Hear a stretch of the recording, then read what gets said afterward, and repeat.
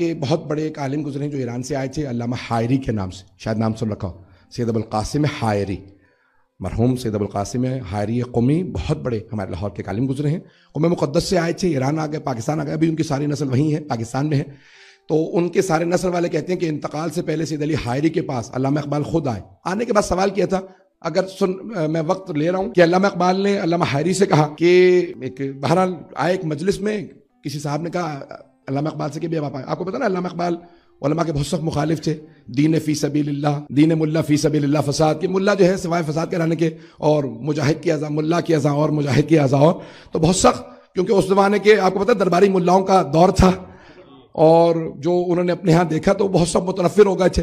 تو اس کے بعد ایک مرتبہ ان سے کسی شیعہ نے کہا بھائی آئیے میں آپ کو ایک مجلس میں لے چلتا ہوں، انہوں نے کہا بھائی جب میں اپنے علماء کو چھوڑ چکا، یہ جو ہیں وہ سارے تاج برطانیہ کی لمبی زندگی کی دعائیں مانگ رہے ہیں بیٹھے ہوئے کہ ہم غلام بنا کے ہمیں یہاں پہ، تو کہا میں تمہارے علماء کو کیا کہا نہیں یہ مختلف ہیں، ایک مرتبہ چلو، آپ کو فارسی بھی آتی ہے، یہ فارسی ایران سے آئے ہیں، فارسی اردو سیکھ لی ہے انہوں نے، فارسی کے بہت زیادہ اشعار سناتے ہیں اور بہت زیادہ ان کو تسلط ہے قرآن پہ، چلیں۔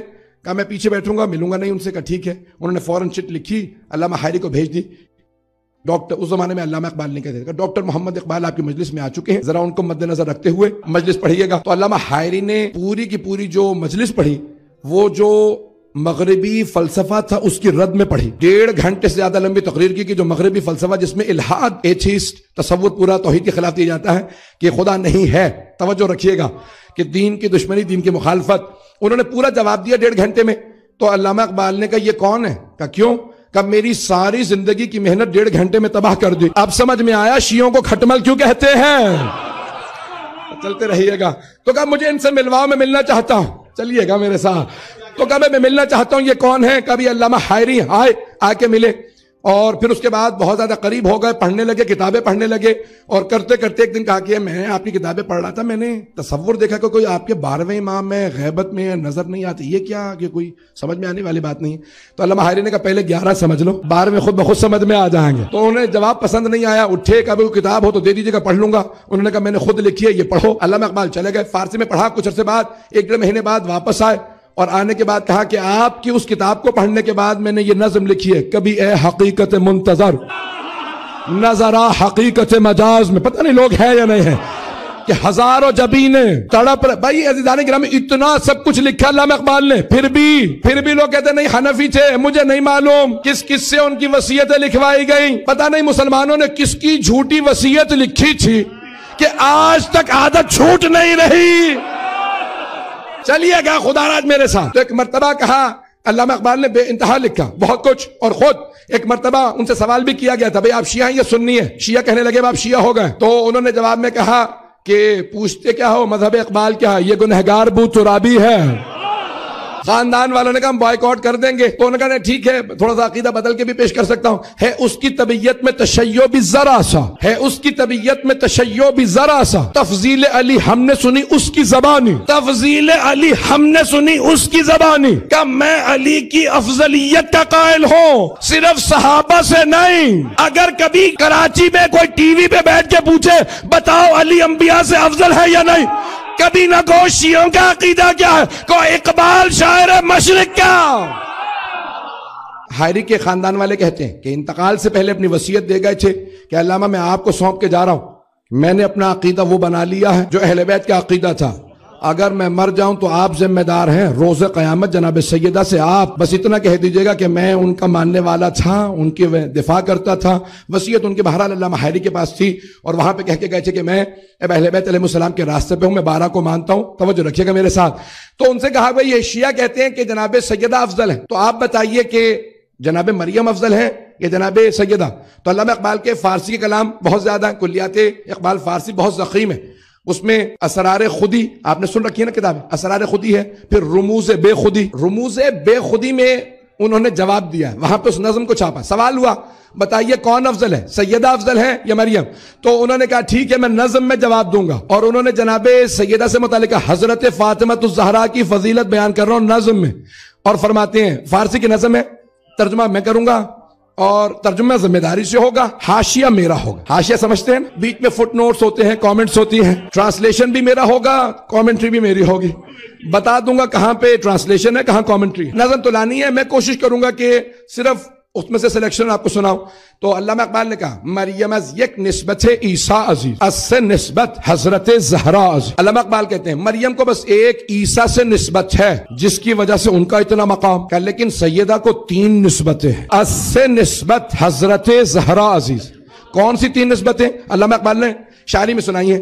فرماتے ہیں نور چشم رحمت للعالمین آن امام اولین و آخرین. پہلی نسبت پیغمبر اسلام سے، ان کی آنکھوں کا نور ہے. سارے اشعار بیچ کے چھوڑ رہا ہوں، پھر آئیے کہ دوسری نسبت کس سے؟ کہ بانو ان تاجدار حل عطا مرتضی مشکل کشا شیر خدا بادشاہو کل بئی ایوان او یک حسامو یک ذرا سامان او. علامہ اقبال کہتے ہیں سیدہ کون ہے؟ 4 اشعار کے اندر جناب امیر کا تعارف کروایا کہ بانو ان تاجدار حل عطا. کا زوجہ کس کی ہے؟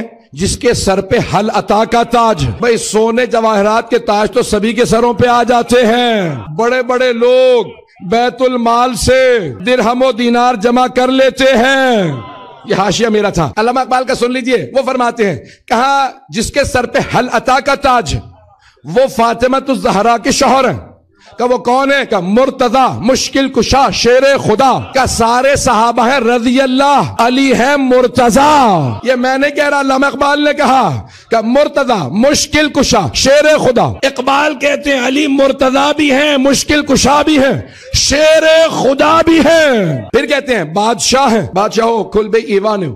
کہ لیکن ان کا جو ایوان امامت تھا گھر کا وہ بہت چھوٹا سا تھا، اور کا اس کائنات سے ایک گھوڑا ایک زرہ اور ایک تلوار تھی. دنیا جوڑ جوڑ کے جو غنی بنے اور ہیں، جو سب کچھ لٹا دے چھوٹے سے گھر سے کائنات کو چلائے وہ علی ہے. کون ہے جناب سیدہ؟ تیسری نسبت بیٹوں کی نسبت ہے.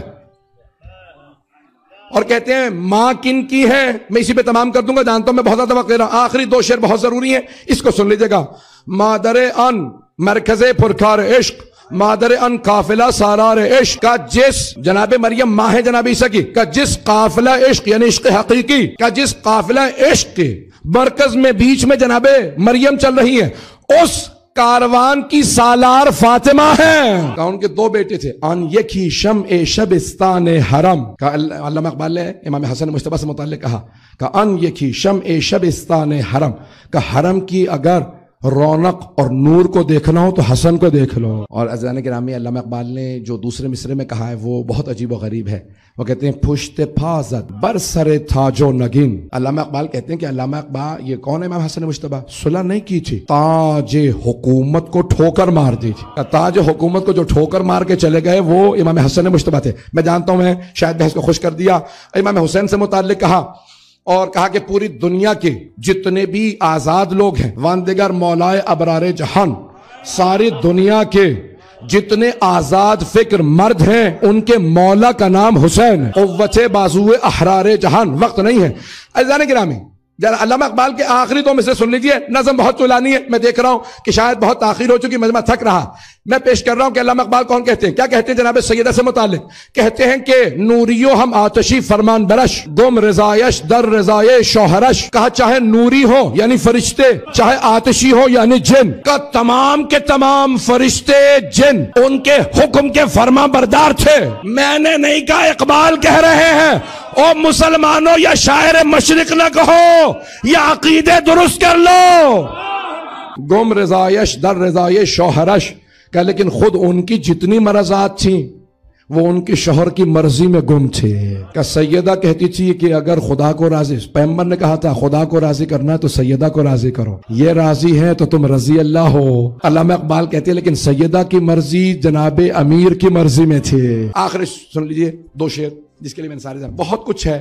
یہاں پہ علامہ اقبال نے یہ بھی کہا کہ جب مسلح پہ آتی تھیں تو اشک بہاتی تھیں. اشک او برچید جبریل از زمین. کہا جب وہ اشک بہا دیتی تھیں تو جناب جبرائیل آتے تھے، ان کے آنسوؤں کو زمین سے چنتے تھے اور پھر عرش اعظم پہ جا کے جیسے شبنم کو برسایا جاتا ہے عرش اعظم پہ برساتے تھے اور ملائکہ ان آنسوؤں کو جمع کرتے تھے.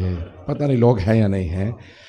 یہ علامہ اقبال نے کہا. پھر کہتے ہیں کہتے ہیں کہ رشتے آئین حق زنجیر پاس فرمانے جناب مصطفیٰ، ورنہ گرد تربتش گردیدمی سجدہا رو تربتش پاشیدمی۔ بھائی غور سے سنیے گا، میرے گلے میں بالکل دم نہیں ہے۔ علامہ اقبال کہتے ہیں اسلام کے آئین نے میرے پاؤں کو باندھ دیا اور رسول اسلام کے فرمان کا مجھے پاس ہے، نہیں تو میں کعبے کا نہیں سیدہ کی قبر کا طواف کرتا، ورنہ گرد تربتش گردیدمی سجدہا رو تربتش پاشیدمی۔ کہتے ہیں آئین حق نے اگر میرے پاؤں میں زنجیر نہ باندھی ہوتی تو میں کعبے کو چھوڑ کے سیدہ کی قبر کا طواف کرتا اور وہیں پہ سجدے کرتا۔